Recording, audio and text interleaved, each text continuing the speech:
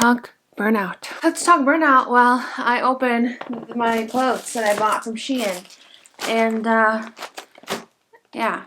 It's my last haul. Literally, you guys, I am on a no more spending. Sarah Sutton cannot spend any more money. She's on a budget. So, let's chit-chat about burnout and the fact that I have it, or I am it. I was burnt out. Burnt out. Is that like a, what kind of word is that? Is that like an adjective? I don't know my words. I'm an author who doesn't know the difference between adjective, verb, adverb. It's fine.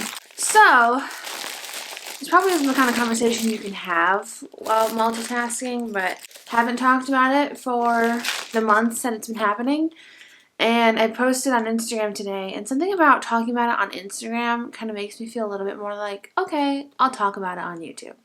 Where really, YouTube, where I share my life, I should have told you guys first, but I didn't want to acknowledge it because, man, burnout, you feel like a failure when you're burnt out. Y'all, it's the worst. Before we start into the haul, brief backstory on my journey with burnout. So I can vividly remember, maybe it was 2 years ago, how I finished a book and I immediately jumped into the next one. And a lot of people were like, Sarah, why aren't you taking a break?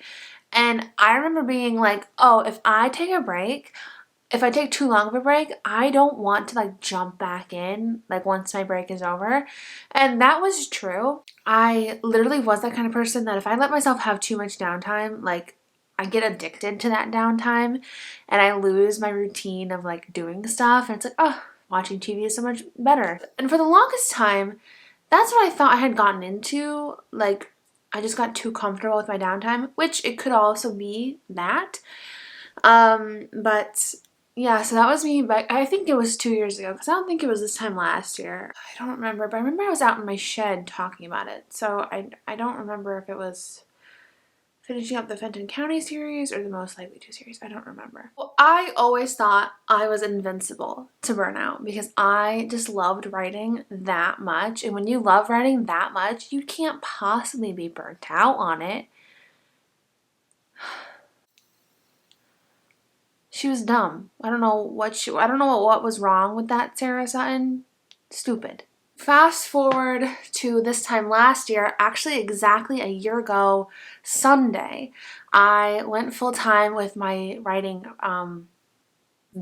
this time last year. I quit my part-time job at the hotel, if you guys remember that. I actually kept it from you for a little bit, trying just to get my feet a little bit solid. And plus I had some personal things going on that I just couldn't share it as soon as I wanted to. So if you might be thinking, it's been a year, you didn't know for a year, but technically I did quit my job on August 13th. So we have been full-time for a year. We hit the ground running with our full-time career. We did all the things. We were thriving until we weren't. So I went to Target and I saw this black hat and I almost got it until I saw it was $15. And I'm like, why do I need a $15 baseball cap when I can go on Shein and buy it for $1.50? So, cute hat, $1.50. I like to wear the hats to the gym sometimes, especially like if I just want to hide my face. I actually got a lot of stuff. This is my last kind of like haul for a while because I don't need any more clothes. That's for sure. It's got little ghosts on it. But come on, how do you say no to this? How do you say no?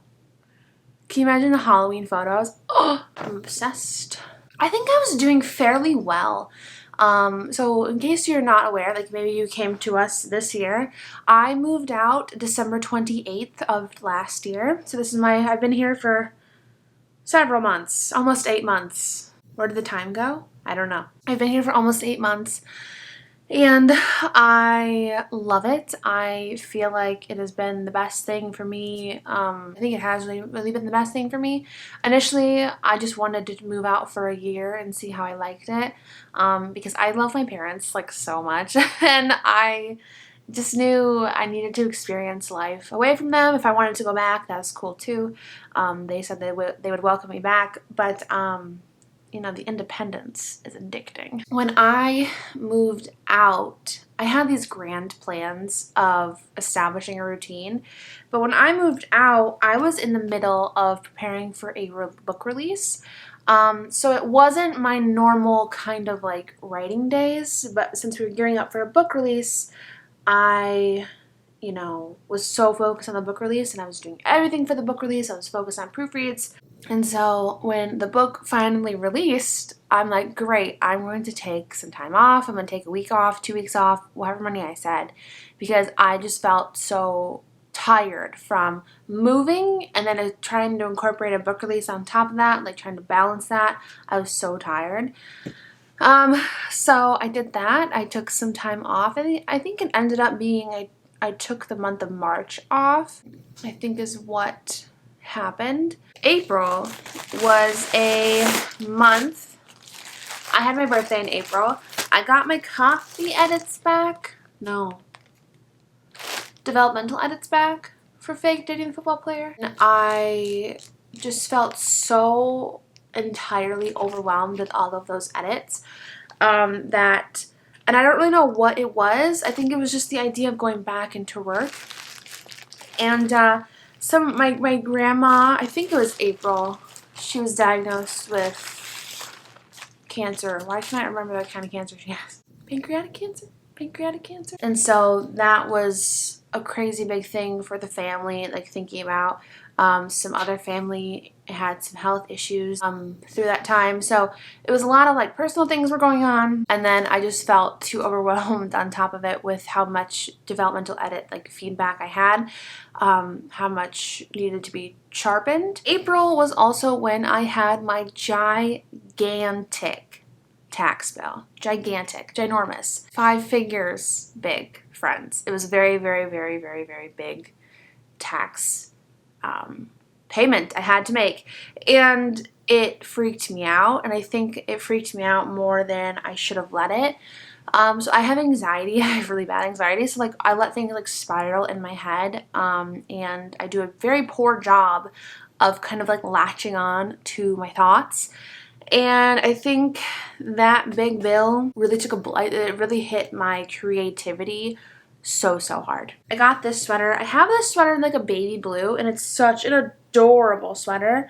So I wanted it in this color for like fall. So it's perfect and it's beautiful, and I'm obsessed. I hope I'm obsessed because I bought it, but you know, I'm still obsessed. You guys, I just love sweaters. Look at me, I'm in this sweatshirt. I just love them. They're just so comfy. Oh, I love them so much. I got it also in gray. Oh, you can never have too many like sweaters, right? So I think that on top of that, really hit me hard. And like, I'm new. I was new to the bills thing. So I was doing really well with like my rent, my gas bill, electric bill, water. Do I pay water? I do pay water. Water bill. I was doing really well with all those bills until that massive tax bill. And then it kind of freaked me out. Like, oh my gosh, I didn't anticipate it being that large. Like, who thinks of a tax bill being that large? Not me. But it was. And I think that was kind of the nail in the coffin for my creativity. I also got this like bodysuit. I love bodysuits lately for some reason. I don't know. I've been loving them. And I love how the ones that you can either wear like this or like this. So like this with like a sweater and shorts. Cute. I don't know if my boobs will fit in those, but we'll see. We move into May. So I am slogging my way through these copy edits very slowly. In May, my grandpa gets diagnosed with pancreatic cancer. So back to back, that was insane and, you know, really freaky. And so that was just a time and a half. May was the month that was really hard for me. I hated May. I can't even really remember right now why May was so hard, but I remember feeling just so upset with May. You know, now that I'm thinking about it, I think it's because I realized how deep my burnout was running. And so let's talk about that really quick. Also, I got this just plain white bodysuit. I have this in black and it's so cute. And so I thought I would get it in white because I wanted it in white. I have a long sleeve white one, but I want a short sleeve white one. So burnout. For me, I just thought burnt out meant like, honestly, I don't even know what I thought burnout meant to me back in the good old days. But what it means now is it means that yes, I want to write, or like not now currently because I'm kind of processing through it more. But I hated the idea of writing, and that is almost blasphemy to me. Like, how can you hate the idea of writing? Like, writing is the air that I breathe. How could I possibly hate the idea of sitting down and opening a Word doc? But when I tell you that it filled me with such dread, crazy, crazy, crazy, crazy, crazy. And then I felt like a failure, kind of feeling that way. Because I felt panicked even feeling that way because I'm a full-time author. I can't not want to write. But it's hard because like I wanted to write, but at the same time I didn't. I wanted that feeling back where writing was fun and exciting and creative, and I wanted that version of writing. But what I had was the version of me where words were not flowing, where I just felt stressed about every single plot idea in my head. And I just kind of felt like, oh, wow, was that it? Was that, did we just have like 2.5 really good years and now we're done? Or was it 3 years? 3 years? I don't know, years. It's really stressful, especially when your income relies on, you know, especially when my income relied on writing. It was really scary. And I think that also was a transition that kind of finally caught up to me. The fact that I went from writing as a hobby to writing being my job, and I kind of didn't treat it like a job. I still treated it like my hobby.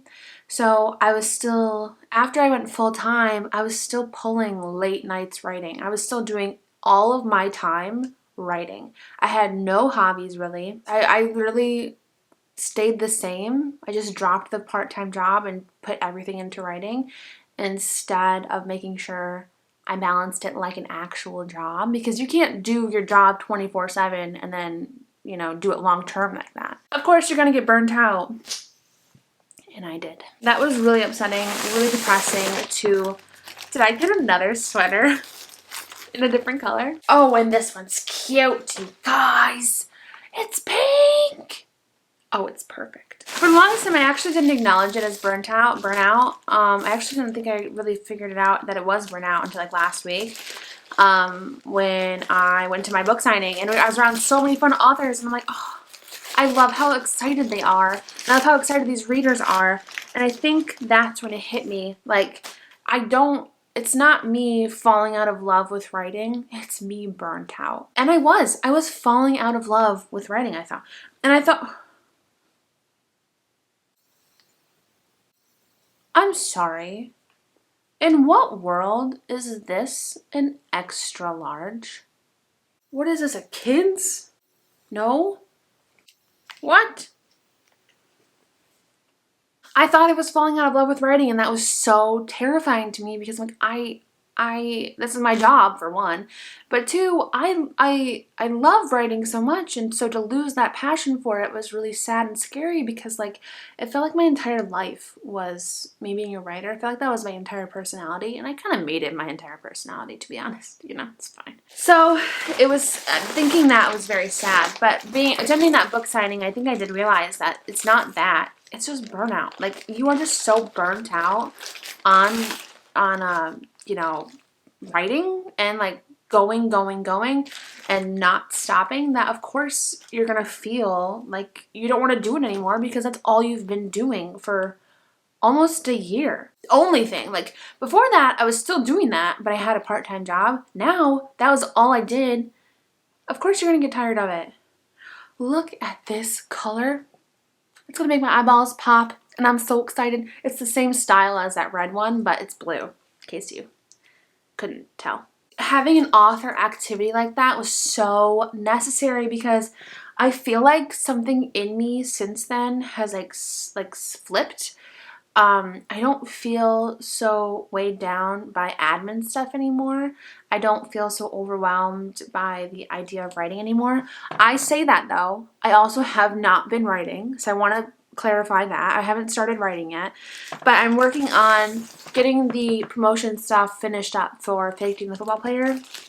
I'm pretty sure it's all set now. I'm pretty sure I have everything set. I had the arcs, like I had my lists go out. I haven't sent them yet, so that's the one thing I have to do left. Otherwise, we are kind of going well for publishing Fake Dating the Football Player. But so I say that I feel like better, but I haven't been writing yet, so like just keep that in mind. But I feel not so sad when I think about writing, because it was, you know, it was sad. It is sad to not have that sort of drive for something that you're so passionate about.